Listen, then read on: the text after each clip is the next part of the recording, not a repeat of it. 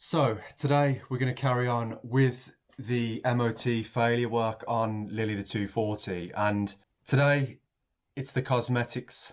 To be honest, I think all of the items were cosmetic, but we won't get back into that. We'll just crack on and get it done. So the main job that we need to do today, and that is deal with some rust, some superficial rust on the corner of the inner skin of the driver's door, which was actually failed. It was described as driver's door rusted through. All the existing viewers of the channel know that I haven't got a weld and I don't know how to weld, so I'm going to use something to keep the inspector man happy and just to make it look a little bit nicer as well. So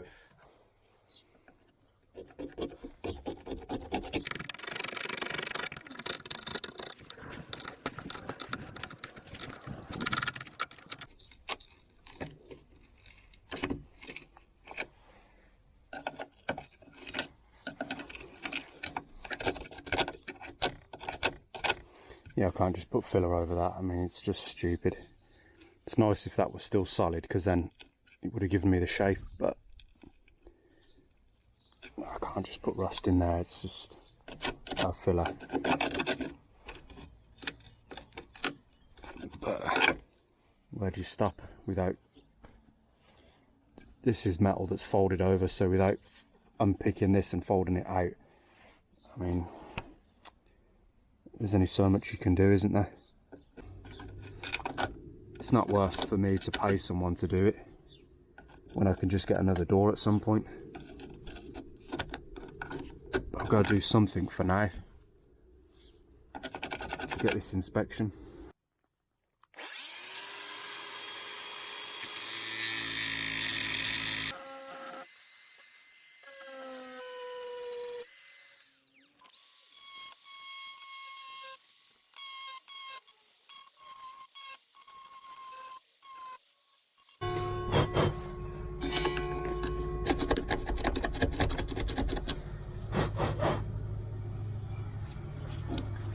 I'll never get all the rust out, but I'm just trying to get as much out as possible.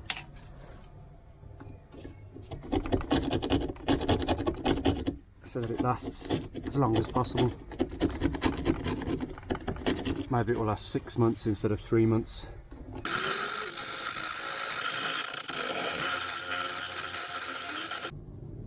This is the outer skin that I'm touching now, and that's it there as well, and it folds over this inner skin. So yeah, once you start to peel this back, you're going to peel the outer skin off the inner skin, and then obviously you have to redo all that. That's too much for me, obviously, because there's rust in there. Once I fold this out, if I even can, flat, it might just break off, and then I need to somehow,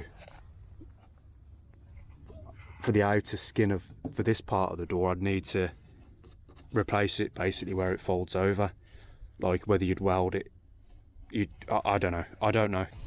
So I think in terms of like what I'm going to cut off and remove, I think I've gone as far as I'm going to go. It's like that all the way along. It's going to be same as it is on the bottom here, either from the inside, the outside. I don't really know. Like, it's the whole door needs to be redone. If you're going to do it properly, I suppose you could do this corner, but I'm going to treat what's there because of our troll. It's nice and thin.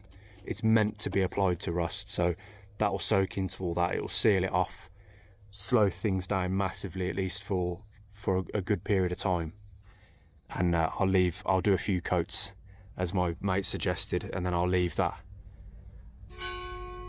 for several days.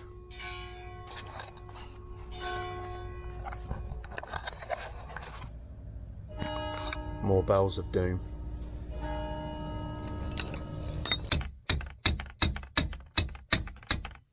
So here we go then, more of this stuff for the Volvo 240.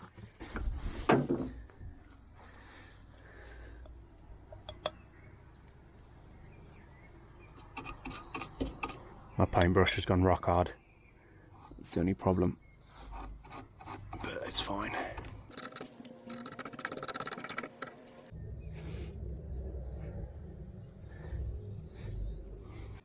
So we'll leave that to dry.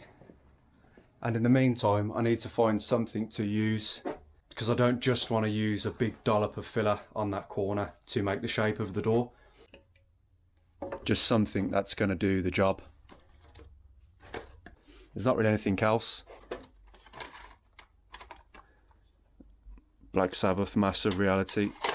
That tape's older than me, so I'm not going to use that cassette tape cover. Maybe? I think what I'm going to do is, obviously I'll clean up this piece of metal first, but it's just a bit of scrap that's lying around. But if I put it in there, measure it, cut it, clean it up, and I can stick it in there just to make up that corner. Probably epoxy it in there.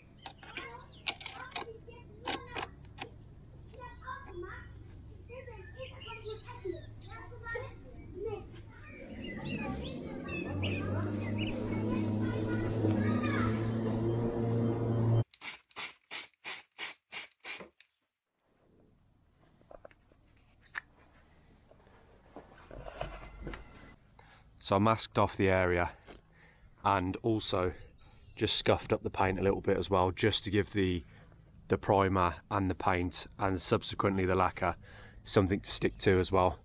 We don't want to put it down on anything shiny, do we? So this side is zinced. This front side is okay because we're going to have epoxy on it, and then we're going to have filler, primer, paint. The back side isn't going to have anything on when we slide it in there, so if we were to leave it clean metal, slide it in there and then just do the business on this side, it's going to rot from the inside out. I mean, it will anyway because of, you know, rust that's still in there. Hopefully that's mixed in enough. So because this is bare metal, I've used too much epoxy, haven't I? But we want to make sure that it's all covered in epoxy. Okay, let's give that a go.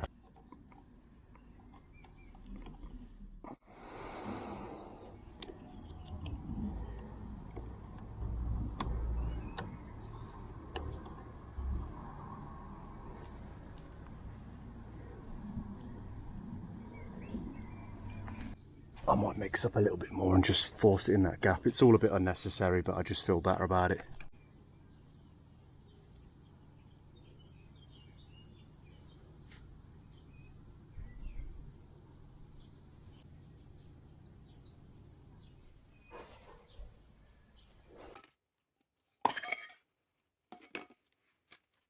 It's like liquid metal, you know, it's not the normal creamy, horrible polyester, plastic filler, whatever it is, the Bondo stuff, you know, that creamy yellow stuff. That's in my nightmares, that stuff is.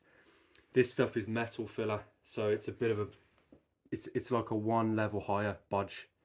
It's still a bodge, but it's just that one tiny bit better. A dollop of it. I don't know how much I need. Probably more than that. Let's just start with a bit. We can always add more.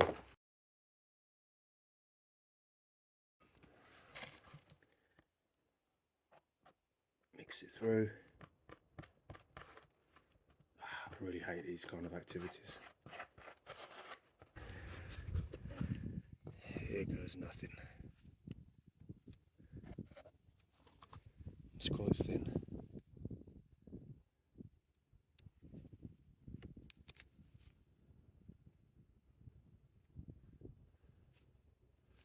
I might just use my finger.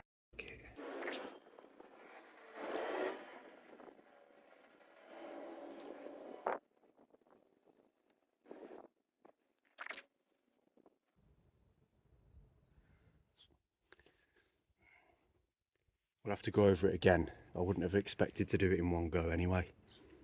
So we'll leave that to dry, and then we'll come back, sand it down.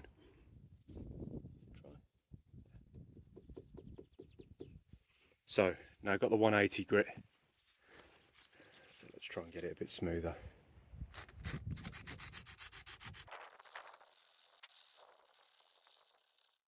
At this point I can try and use the minuscule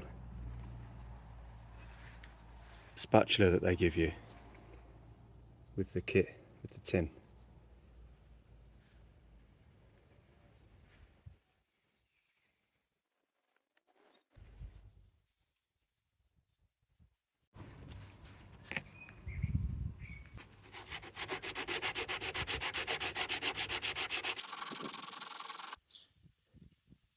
It's smooth. There's some tiny imperfections around, but you know, from the bigger picture, I think, to be honest, with the hardest part still to come. We'll do a couple of rounds of primer and then we'll get some colour onto it.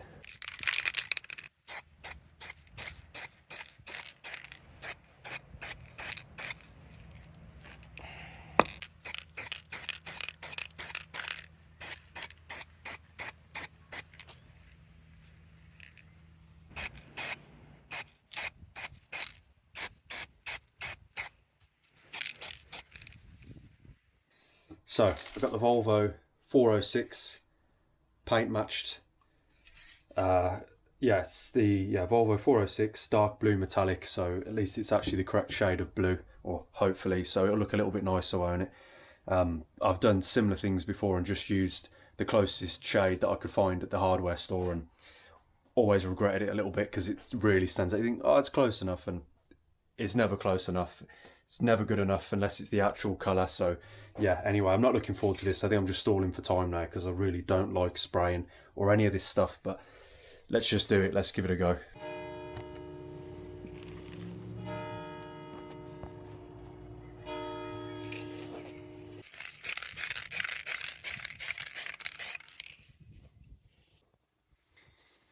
So I'm actually just going to do it in bit by bit by bit because I really don't want to spray too much. I should have done more than that, but that's fine. It's better not enough than too much in one go, and then it just starts to run down the side of the car. So yeah, I'll just stick with that, I think.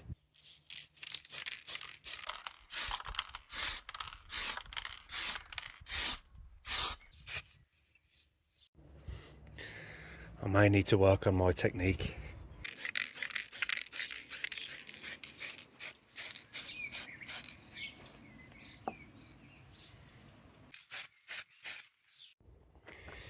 This is the best time to film it actually, isn't it?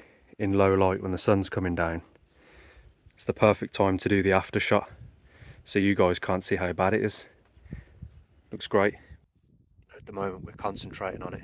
You know, normally when you just come to the car, you open the door, you know what I mean? You're not going to even look, you're not going to notice it.